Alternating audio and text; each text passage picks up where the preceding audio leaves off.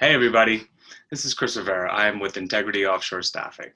I'm the Director of Client Relations here in America, and in continuation of our series about building a kick-ass offshore team, I'm chatting today with Adam Hale, who's a partner with the 𝐚𝐜𝐸𝐬𝐬 Summit CPA Group. So Adam, let's get to it.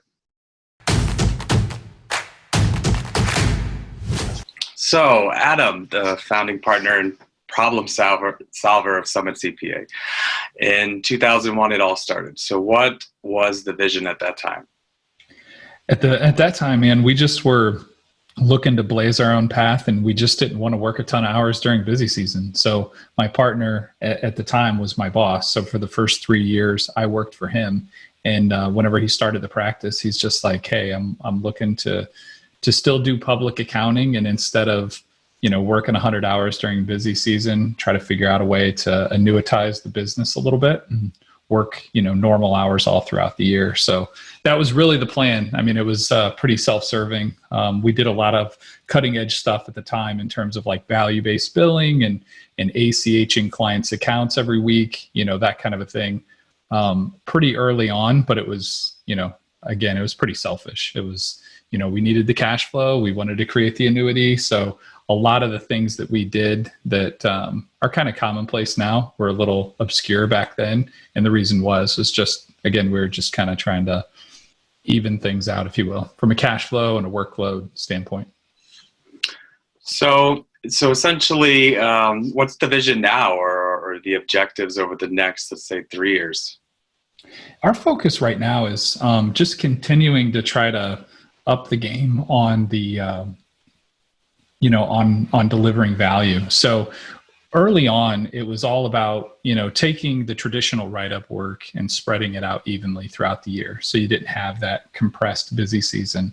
But then whenever we started talking to our clients, we found ourselves to be less of CPAs and more business advisors. And that's really where our passion is. And, that's what, in terms of quality of work and really having a passion to do things, that's where we really strive.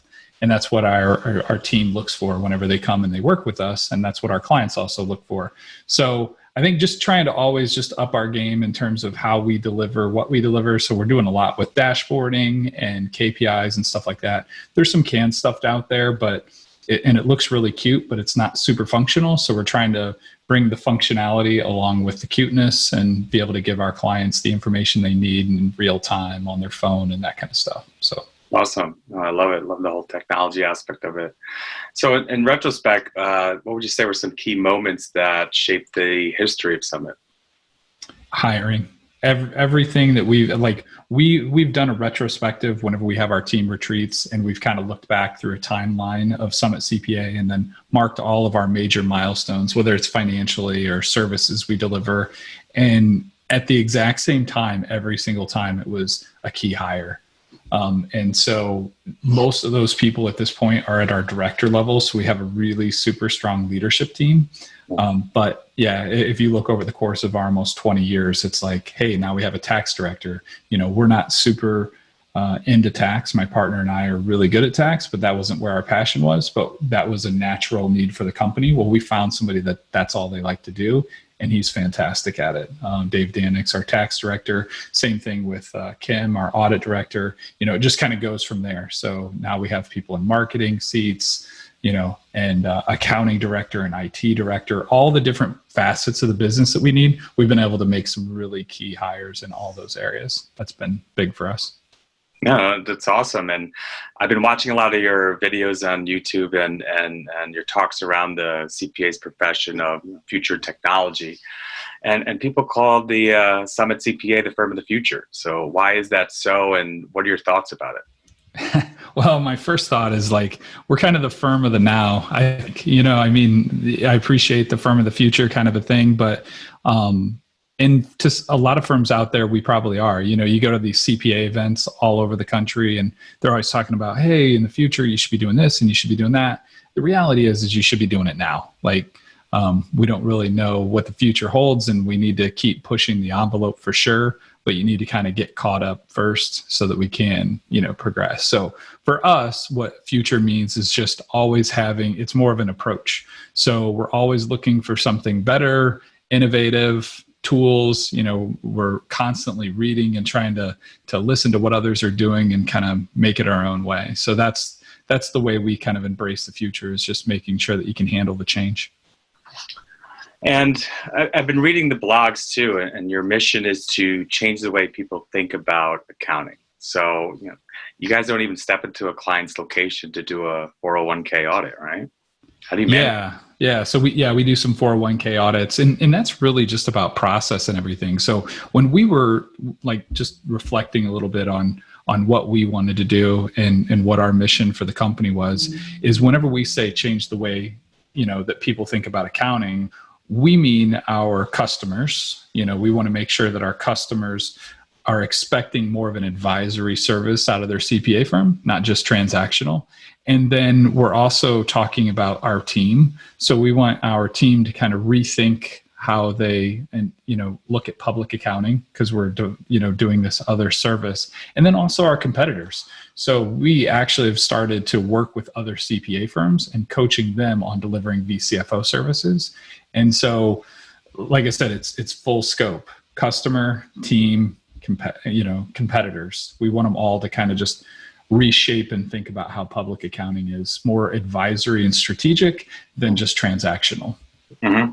And so, in retrospect to building a virtual firm, I mean, how did this idea come about, and something that triggered it? Well, we had an anchor client actually. Some of it was, again, a little self-serving. We were looking to do some marketing and advertising, and we started early on with our website, which not a lot of CPA firms do. It's usually more grassroots. And so we were reaching beyond our location anyway, a little bit. And so my partner started Googling different things, and we couldn't use CPA, accountant, things like that. It was just too expensive, like the word search, and we would have got blended in with a bunch of other people. And so that's whenever he, I don't want to say coined the term virtual CFO, but we were one of the very first people to use that, and we marketed it heavily. So in doing so, we ended up getting a client from Rhode Island. We're in Indiana. It's a pretty far stretch. It was actually a website development company. And at first we thought they were just wanting to pitch us on redoing our website. But the reality is they wanted us to be the VCFO for their firm. And we're like, cool, we can do that. And so we had to start developing processes around delivering our service to a client that's not located in our town. We couldn't go there anymore because a lot of people call themselves virtual CFOs or fractional CFOs, and they still have people come to their office, or they go to the client's office. We couldn't do that whenever they were in Rhode Island. And then just by happenstance, they started referring some of their competitors to us so that we could kind of up our game in their space and understand them a little bit better. And we got more and more clients that were outside of our area, and it just kind of took off from there. And so not only did we decide after a little while, hell, if we can do this with our clients, why can't we do this with our team? And we were outgrowing our current space. There's a big, huge story around that too. But we got to the point where we had to do a build out because we were growing so fast. And we realized, hey, we need to make sure that we're able to reach outside of our geographic location. If our clients are going to be everywhere, no reason why we can't be. So. Okay. And now let's talk more about offshoring. Did you try offshoring at all in the past or explore it? Oh yeah, we've done it multiple times. So I would say back in 2000 and I'm going to mess up the year, but it was 2009, 2010, offshoring was becoming a pretty hot thing, especially with a lot of the big four. It was a huge thing. It was primarily driven around tax though at the time. And so we dipped our toes into that. We didn't have great success with it. The reason being is I think that we weren't able to communicate with the team. It was in kind of a little bit of a black box. And as long as stuff was as long as it was just really paint by numbers, they were okay. But if it required any kind of outside thinking, it was it would get lost in translation, and we didn't have the opportunity to self-correct. So it didn't take long before we just punted on doing the tax work and brought that back in-house. A couple of years after that, I'd say back in 2016 or 17, we ran into an individual that provided offshore bookkeeping, and we wanted to give it a shot again. What we found internally is that our bookkeeping team, because they were able to communicate with the rest of our team so easily, we didn't have really super solid processes. So we weren't able to force them into a process because they could, interact all day long. Hey, do this, do that. Don't forget this, that kind of a thing.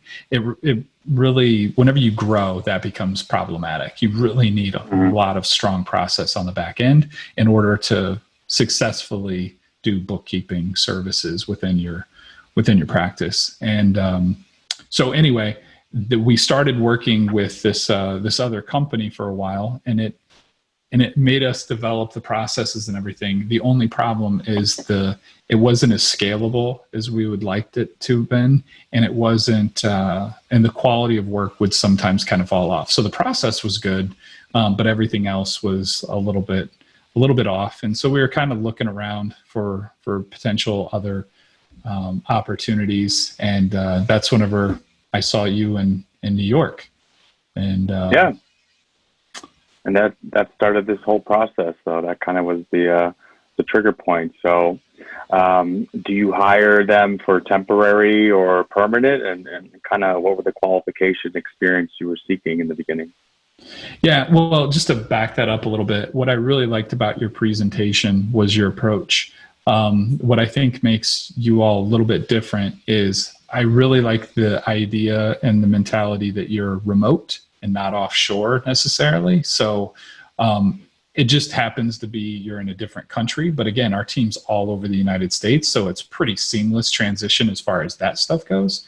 And the fact that your team doesn't work in a black box, we have a virtual office. Your team has they all have office space within our virtual office. They come in and they are able to hang out with our team until like 1 p.m. Eastern. Big difference. So we're able to implement the process, still have the touch, all that kind of stuff. So that's really what intrigued me most about the service. So, we kind of limped into it a little bit. And I think we started off with a few temporary folks, but even the permanent on your side isn't like a huge commitment. So I think we might have actually went with permanent right out of the gate whenever we started with just a few people. And the other thing that I thought was great, not only was this person coming into our office and being able to communicate with the team, but we were able to interview the person. So we were able to kind of call out, hey, we want somebody that's QBO certified or Xero certified, somebody that's used bill.com. We could ask them some accounting questions. We could make sure that there wasn't a big language barrier, because obviously there's accents and everything else. Anytime you're dealing with somebody from a different country that has a different language, but you're able to communicate with them and just make sure that we were comfortable with how that was going to work. And it was super successful in a pretty short amount of time. So we've kind of grown from there. So we went from trying it out with 1 or 2 people to quickly scaling to like 12 or 14 in a short amount of time. And so, you've grown pretty quickly with us, and everything's gone pretty good so far. And so right now, how have you structured your onshore and offshore team, and how you ensure the integration seamless? Yeah. So for us, what we found to be successful was whenever it comes to, again, we use the team for a lot of the back office stuff. They can handle anything that an onshore team can handle from a back office standpoint. Our team is really focused on the advisory piece, and then also, but in order to be a good advisor, it's garbage in, garbage out. So you have to make sure that back end stuff's clean, which is the reason why clients look for us to do it and oversee it. What we've been able to do is we use a software called Jetpack, and that's basically where all of our standard operating procedures lie. So we have videos and all these kind of things.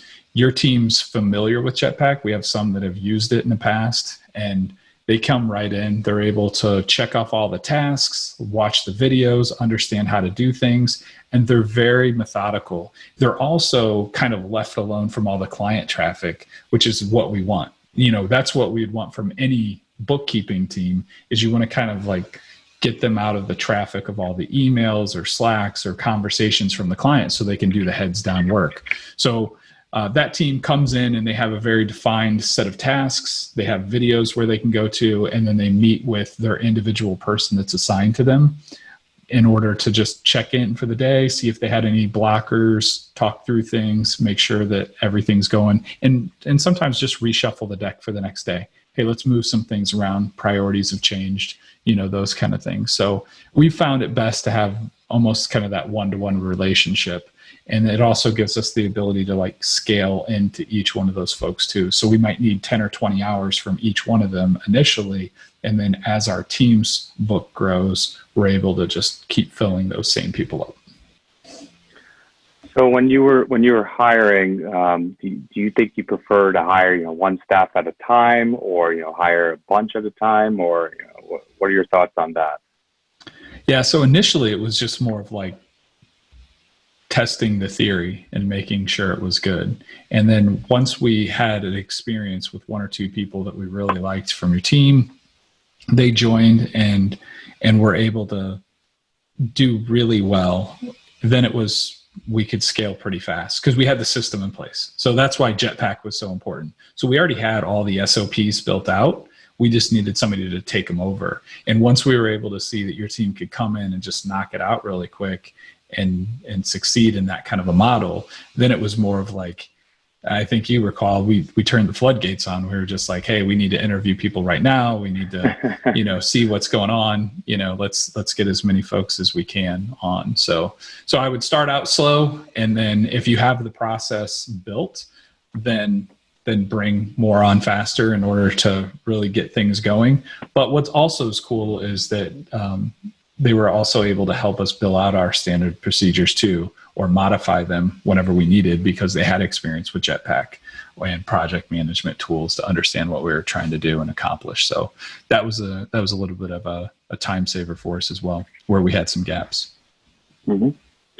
So now, being a completely remote firm, 80% of clients being outside where you're headquartered, have you seen some points of difference between onshore and remote staff, or the offshore team, in terms of the task they could perform, or qualification, experience, even work culture? No, I mean they have a little bit of an accent, and they work in our office till 1 p.m. Other than that, you wouldn't know India from Indiana, in terms of if we were doing the bookkeeping stuff. Like I said, our team has a focus of the advisory stuff. So knowing that that's the bookkeeping items and tasks and cleanup and the accounting files are being done systematically every single day without fail is huge. Because what ends up happening for our team internally is a client calls up, there's a fire, you have to put down what you're doing, go to the fire, and then you come back and it's you don't want to find out that the bank didn't get wrecked, or we don't know where cash flow is, or, because then that just creates this big, huge problem downstream, later in the week. Having those repeatable tasks taken care of without fail every week and every day is huge. So no, we haven't noticed a difference in terms of that. And like I said, they're in our virtual office with us. We're talking and hanging out. So it's been great. So when you have such a big team, did the thought come across about what anyone will think about hiring offshore staff, as far as language barriers or time zone differences or anything like that? Oh yeah, I mean that's a stigma all in its own right, And I would say with the team, and I think this is how we overcame it. And one of the reasons, again, that we were attracted to you all is that it's a remote hire. It's not an offshore hire. They just happen to live in India. If they lived in London or Tokyo, we have our team that lives in the States, that we had one that lived in Germany for 6 months, they're able to do that. So the difference is that instead of being in a black box where things just get thrown to and they get done and they come back to us, the fact that we actually have a person assigned to us and we can talk to that person and just, they're educating us on their culture, and it's really cool. It's it's a cool learning experience for us as well. We're learning about their holidays, their traditions, those kind of things. So that goes away whenever you're able to have those conversations with people. It really just kind of brings a human element to it. Mm-hmm. Yeah, and you guys, I mean, Summit's 100% virtual accounting firm. And so can you talk about some of the pros and cons of being virtual office? And what would you say, which outweighs the other? Yeah, without a question. I mean, being distributed is one of the best things that we ever did. The nice thing about being virtual is you get access to talent all over the country and now all over the world, right? That you might not otherwise have access to. So instead of having to worry about finding specific talent in a small geographic footprint, now we can go everywhere. We can also go everywhere with our vertical. So, we can have a couple verticals and work with different clients all over the country as well. There's definitely, and then I'd say even from a cultural perspective, some people are, we talk about this a lot. You have to work harder if you're distributed in order to have a strong culture. We measure culture on a monthly basis. We talk to the team about it. We really work hard on our core values. We make sure everybody on the team's living them out all the time. And I think we have, and this is just the feedback from the team and even people that have left for other opportunities, they've always said like the number one attribute is culture at Summit. Like the team is very supportive. We hire great people. You just have to work a little harder at it. That's all. And I think that's why we're probably better than most brick and mortars, is because we have to have a deliberate effort to create culture as opposed to just letting it happen. Well said. Well said. Any plans on visiting the India office and meeting the offshore team? Oh yeah, that would be awesome. We've seen the videos and everything online and everything. It'd be cool to make the journey one of these days and go check out the team. We're actually working with you right now on getting the team to come over to the US. So looking forward to that. Every year we do a team retreat. This year it's going to be in Vegas, which is going to be nice in May. We pull the whole team together. Again, it's part of this culture thing that we were talking about. We're able to work out some efficiencies and get the team updated on everything. But the other side of having a team retreat is just getting the team in person, face to face once a year, just to add to the relationship. So it's a really great time for us to work through a lot of different things. And so we look forward to having the team from India come and visit the United States and hang out with us and work through some of the efficiency stuff, because a lot of it applies to them and their process. So we'd like to hear from them on how we can make things better and work through things. And it should be a great time. Yeah, no, that's awesome. Pretty significant for you guys. So we appreciate it on both ends. And, being a mid-sized firm, what would you give advice to small and mid-sized accounting firms? What's your advice as far as this process and everything?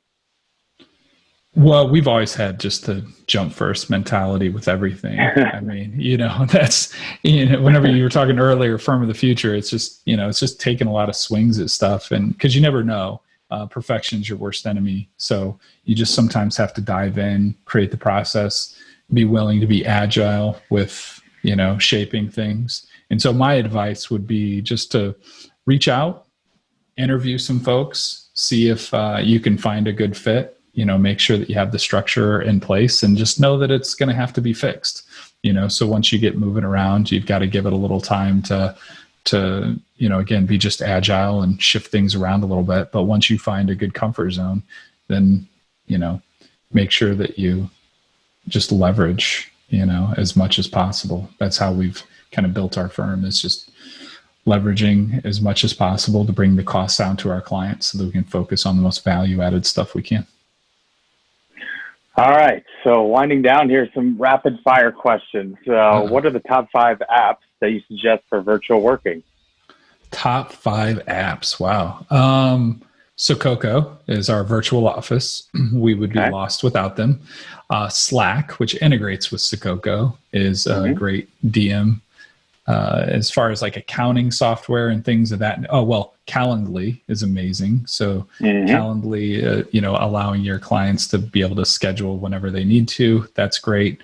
And then of course, I'll just give you Zoom/GoToMeeting. I prefer Zoom, but GoToMeeting, Zoom are both essential. And then as far as like accounting software goes, I won't say QuickBooks versus Xero, I'll say Bill.com. So we pay bills for clients. And if we didn't have Bill.com, we wouldn't have the ability to push out a lot of their bills because we're not going to run around with their checkbook. So Exactly. Well, this is an easy one, but QuickBooks Desktop or QuickBooks Online? Okay, so I'll probably tip my age here a little bit, but personally, I prefer desktop because it's just more robust. But QBO is where all the apps are built. We're big into automation, so QBO is the way to go for sure. If you're able to work through QBO, you don't have like a manufacturing client or something super intense. QBO is the way to go, just to automate and push and pull stuff for sure. All right. How about QBO up against Xero?